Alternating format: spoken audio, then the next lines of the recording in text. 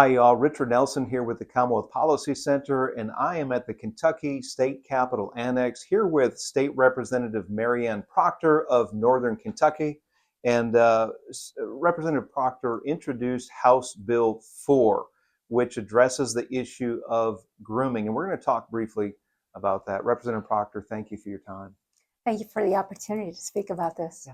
So we were in touch about a year ago about an issue that came to your attention in your neck of the woods, general neck of the woods, regarding grooming. It had to do with a public school personnel involved with grooming a minor child. And when this came to your attention, you became very concerned, looked into it, and actually were led to introduce House Bill 4. Tell us what this bill does.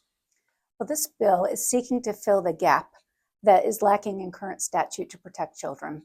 So we have Senate Bill 181, which addressed the communication concerns that people often engage with minors to begin these inappropriate relationships. But there is nothing that really describes or prosecutes the grooming behaviors that often precede physical sexual abuse. So let me stop you right there. There's two things. One is you'd think that this kind of activity would already be illegal. Perhaps, obviously not. Otherwise, there'd be something on the books to prosecute. But I want you to, if you could, define what grooming is. I think there's a varied understanding of what grooming means. Well, how we're defining it is when you engage in a manipulative behavior to desensitize, to entice, coerce, solicit, or prepare a minor for future sexual conduct is how we're defining it. Okay. And we are unfortunately seeing cases of this come to our attention almost on a regular basis, not just in the northern Kentucky area, but across the country and across other parts of Kentucky as well, aren't we? For sure.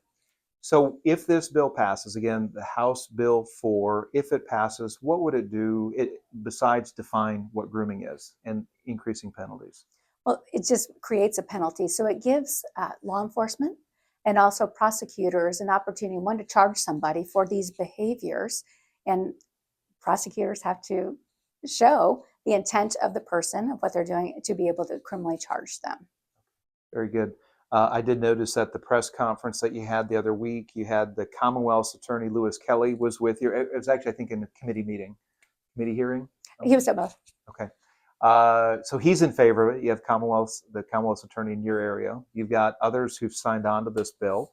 What do you think the prospects of this passing this legislative session are?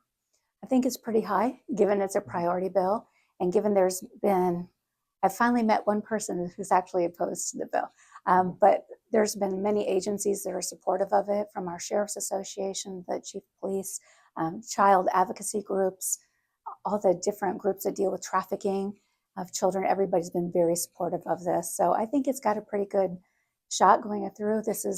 I think it's even greater than an 80-20 issue. Very good.